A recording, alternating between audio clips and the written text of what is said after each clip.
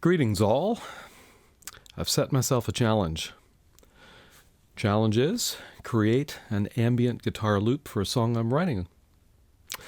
If you've seen my other videos, you may be thinking to yourself, well, you do that quite often, and that is true. I do have a different goal in mind, though, for this particular song, and that is to actually create the ambient guitar loop using just my DAW software and nothing else. Normally when I create loops or other types of ambient guitar sounds, I'm using some hardware equipment, foot pedals, etc., volume pedal, all that kind of good stuff. And that's great. Sometimes I get sounds I really like. But creating an ambient sound within a DAW, within the software itself where I'm recording, can provide some advantages. For example, I can set a tempo and I can ensure that any loops are solidly following the tempo of the song. I have a lot more flexibility too if I want to change some of the parameters of the loop part of the way into the recording as I add other tracks. So some interesting advantages to think about there.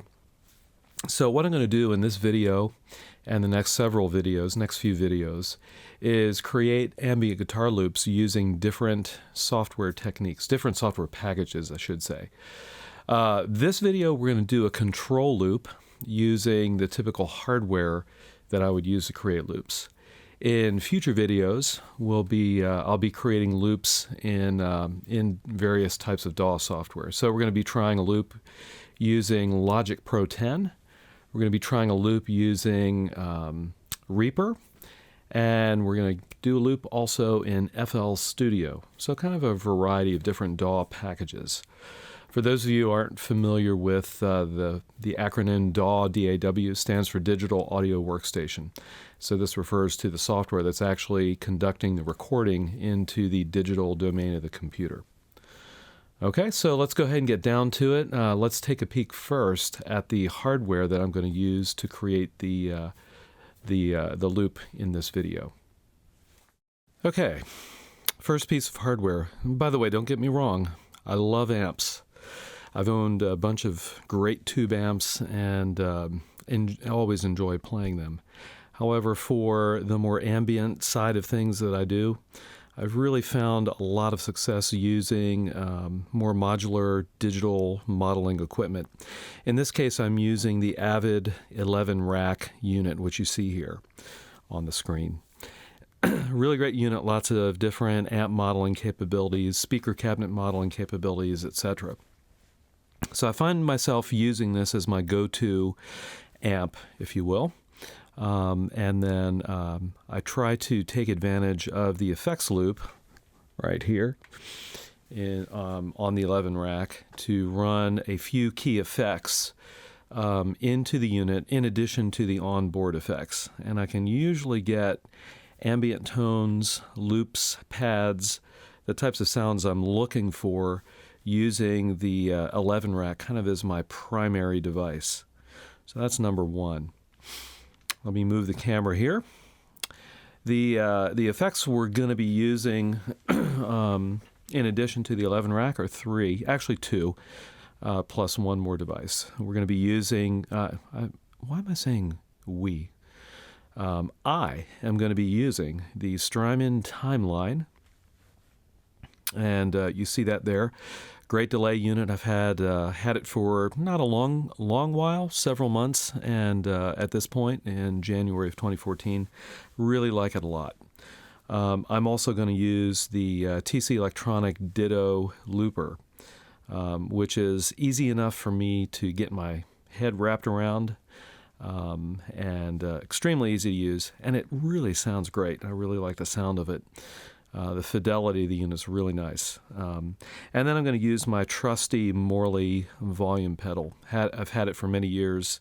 It's never let me down. Sounds great. So, and then again, as I mentioned just a moment ago, the effect send out of the 11 rack is going to go into these three devices. The timeline is the last device in the chain, and the outputs of the timeline go back into the effects return of the 11 rack. So that's the hardware.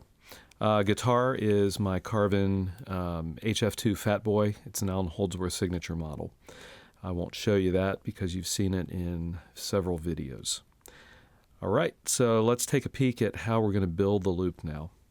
Okay, I've refocused the camera on the Strymon Timeline, which I'll be getting to in a few moments as I build the loop and the effects that are going to comprise the sound of the loop. So just to keep from moving the camera around, but I'll describe the steps I'm taking. I think it'll make sense. Anyhow, as I build loops, obviously I'm going to start with a clean tone, and then I'm going to build on that. I'm going to add different types of processing, modulation, reverbs, delays, etc. to get the ambience I'm looking for. So let me play the clean tone that I'm going to start with. And I'll go ahead and also play the chord progression that I'll be using for the loop.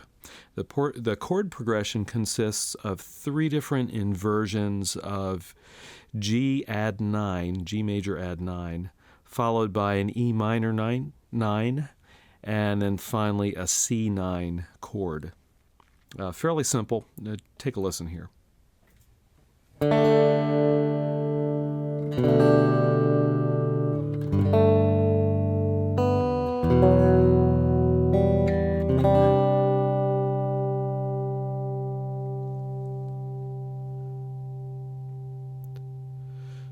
All right, pretty straightforward. That will probably be quite a bit faster than the tempo that I utilize when I actually do the loop. Now, the first thing I'm going to add to the clean tone of the guitar, the unprocessed tone of the guitar, I should say, is a little bit of compression. This is going to give the tone a little more sustain, which will help me out in the looping process. So take a listen to that as I switch on the compression. By the way, these first few effects are all within the 11 rack itself. The compressor on the 11 rack that I'll be using is very similar to the MXR Dynacomp, if you're familiar with that unit. So here we go. Compression is on, and here's the sound.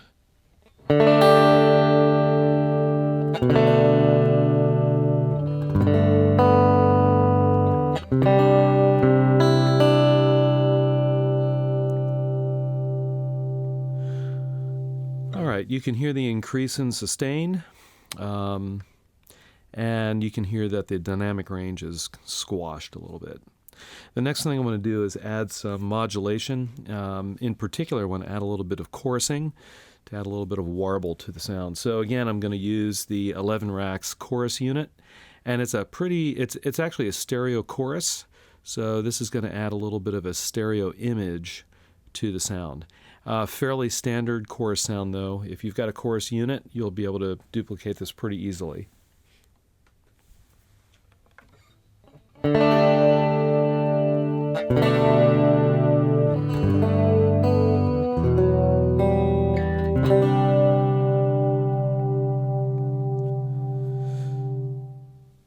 Okay, not too bad. So we have a little compression, a little bit of chorus. Now we want to begin adding some delays and some reverbs to build our wall of ambient sound. So right now we're going to go to the Strymon Timeline. I'm going to go ahead and activate the effects loop on the 11 rack. So now it's active. You couldn't see me actually turn it on. I just pressed a button. What I've got on the timeline is a setting that I've already got in place. Let me just describe it to you briefly. As you can probably see on the display, I've got the tempo of the major delay set to 120 beats per minute. Okay, I didn't bother to figure out how many milliseconds that is. I'll leave that to you.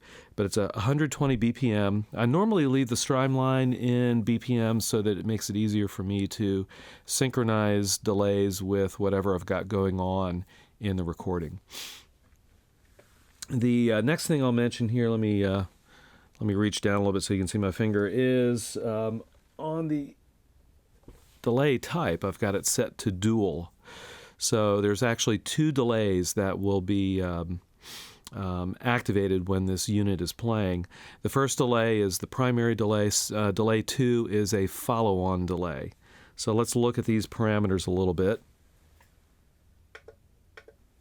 So time 2, on the timeline, it allows you to set a ratio of time 2 to time 1, if I'm describing that correctly. So time 2 is going to happen 4/5, right now I've got it set to, of the time delay of time 1. So in other words, delay 1 will occur, so 120 beats per minute after the initial signal. Delay 2 will occur 4/5 of that time afterwards. So 120 beats per minute and then 4/5. So I'm math challenged, so let's say it was 100 beats per minute for delay 1. That means that delay 2 would occur 80 beats per minute after delay 1. All right, so you can figure out the math here on your own. I've got obviously a little bit of repeat going there on delay 2 and things like that. The other major parameters we're going to look at are just some of the other knobs on the Strymon Timeline. I don't know if you can see the repeats are set at about 1 to 2 o'clock, maybe about 2 o'clock there. Fair amount of repeats. The mix is about halfway, so we're going to get a little bit more than halfway. We're going to get a fairly equal balance between the dry and affected signal. And the filter, I've got it up a little bit just to roll off a little bit of the high end. I don't want this to be too crisp and bright. And grit, speed, and depth, which are other capabilities of the Strymon Timeline, are essentially turned off. So let's go ahead and take a listen to what this sounds like. Oops. Let me bring up my volume pedal. Okay, so you can hear the 2 delays occurring. Delay 2 is occurring a little bit after delay 1. Let me play a couple chords here.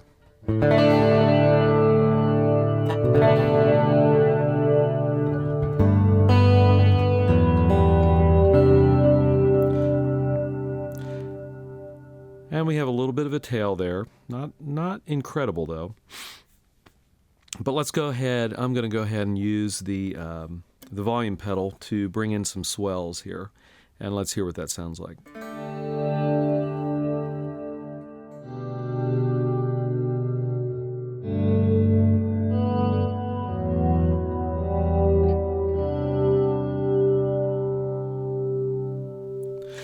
Not bad, but I need more.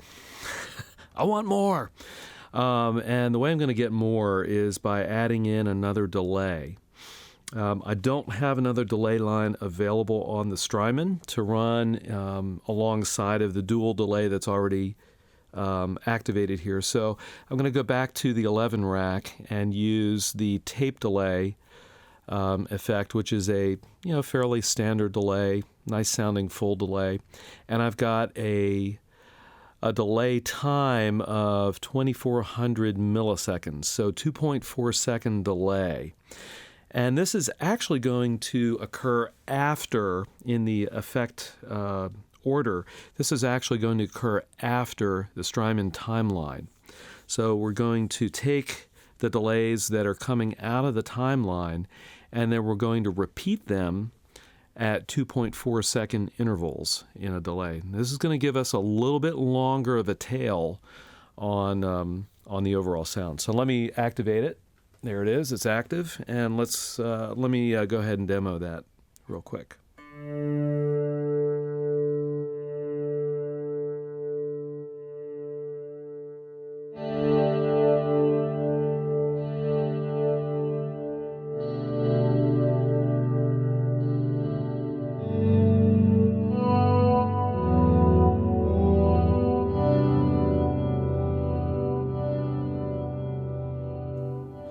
Okay, much longer tail in terms of the reverbs, I'm sorry, not the reverbs, the delays occurring.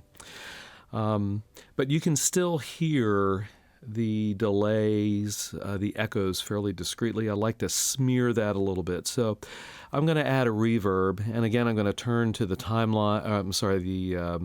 the 11 rack because it's pretty straightforward there. There's a couple reverbs built into the unit. I'm going to select a cathedral reverb, which is pretty big sounding, pretty long tail. It's like a 5.5 second reverb time. So let me go ahead and add this in, and we'll see what that sounds like.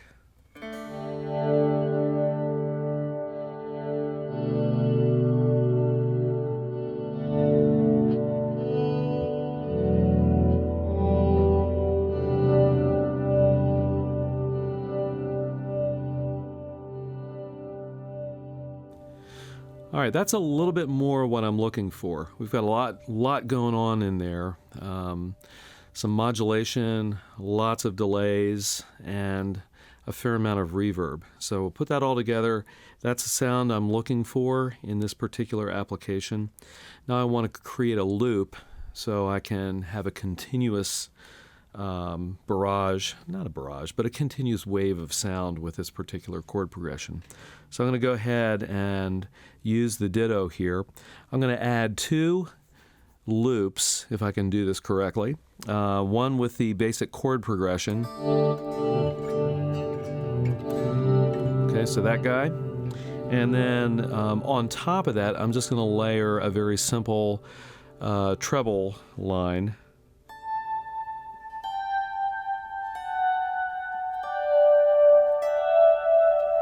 Okay, I'm just going to layer that in there just for a second part.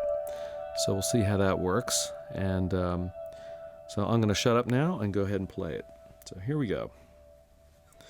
By the way, my feet are going to get in the way of the tripod that's holding the camera, but that's okay. You'll get the picture here.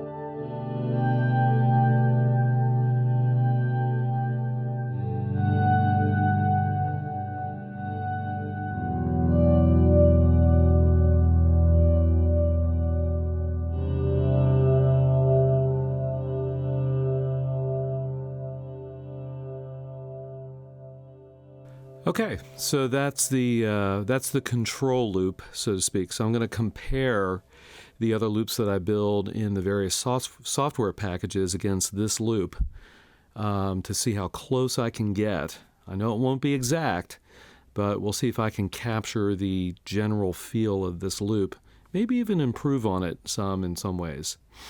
So that's my challenge to myself.